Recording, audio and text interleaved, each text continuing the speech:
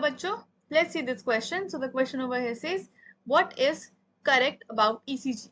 Option A, P, depolarization of atria. Option B, R, repolarization of ventricles. Option C, T, start of systole. और option D, T, end of diastole. So question में पूछ रहे हैं कि इन सब options में से हमारे लिए ECG में कौन सा करेक्ट ऑप्शन है. So the key concept here is ECG. अब ECG क्या होता है? ECG होता है हमारा electrocardiogram.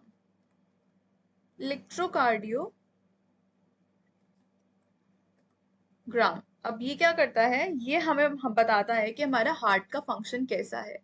So basically it records the electrical activity of the heart. So if heart सही फंक्शन कर रहा है या नहीं, हम इससे पता लगा सकते हैं. सो जो इलेक्ट्रिकल इम्पल्सेस जनरेट होते हैं ये उसको रिकॉर्ड करता है and it assess its rhythm, rate and structure. So ये तीन चीज को असेस करता है किस रेट से चल रहा है, उसका हार्ट का हमारा रिदम ठीक है या नहीं, एंड उसका स्ट्रक्चर. सो अब ECG जो होता है इसमें तीन डिफरेंट कंपोनेंट्स होते हैं. सो जो फर्स्ट कंपोनेंट आता है वो आता है हमारा P वेव. अब P वेव क्या करती है? P वेव बताती है हमारा एट्रियल डीपोलराइजेशन. सो इसमें क्या होता है? जो एट्रियल डीपोलराइजेशन है इसमें हमारा जो एट्रिया है उसका कंट्रैक्शन होता है. सो इलेक्ट्रिकल इम्पल्सेस जो बिगिन होते हैं, it begins with atrial contraction. Second आता है हमारा QRS कॉम्प्लेक्स.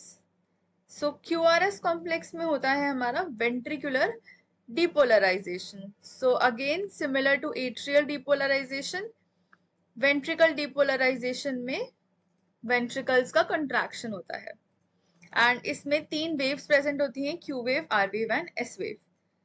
लास्ट ऑप्शन आता है हमारा T वेव.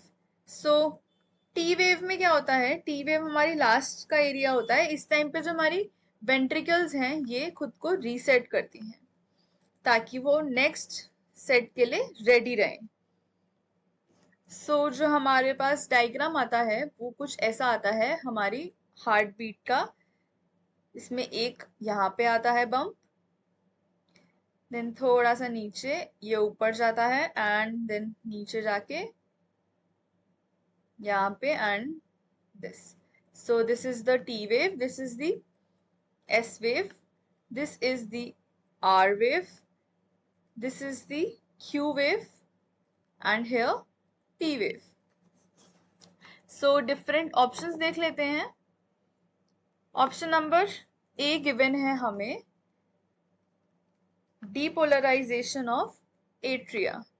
सो इसमें लिखा है कि जो डीपोलराइजेशन ऑफ एट्रिया है वो हमारा T वेव में होता है. सो जो हमने अभी देखा था, जो स्टार्टिंग होती है सबसे पहले इलेक्ट्रिकल इम्पल्स के जनरेट होने की, वो स्टार्टिंग होती है P वेव से. सो दिस ऑप्शन इज करेक्ट. यहीं से जो हमारा एट्रियल कंट्रैक्शन है वो स्टार्ट होता है एंड आगे जाके इलेक्ट्रिकल इम्पल्स जो होती है वो पास हो जाते हैं. So this option number B देख लेते हैं. ऑप्शन नंबर बी हमें गिवन है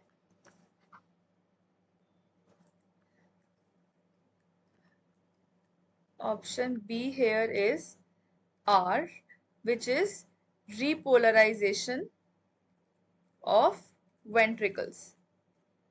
So ऑप्शन में दिया है कि जो हमारी R वेव है उस टाइम पे हमारा repolarization होता है ventricles का. So this option is not correct because जो हमारा R है उस टाइम R वेव में हमारी जो वेंट्रिकल्स हैं उनका डीपोलराइजेशन होता है, ना कि रीपोलराइजेशन, विच इज के जो वेंट्रिकल्स हैं वो इस टाइम पे कंट्रैक्ट करती हैं. So this option is incorrect. Option number C देख लेते हैं। ऑप्शन सी गिवन है हमें, T is start of systole.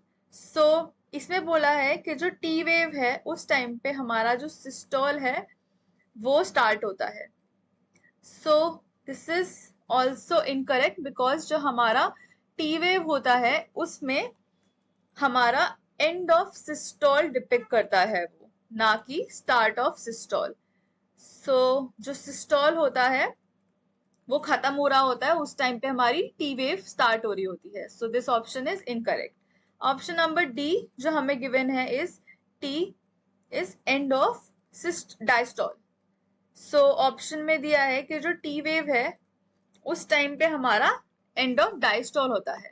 So this option is also incorrect because diastole होता है जब टी वेव एंड हो रही होती है। सो ये बिल्कुल एंड के टाइम पे हमारा डायस्टोल स्टार्ट होता है।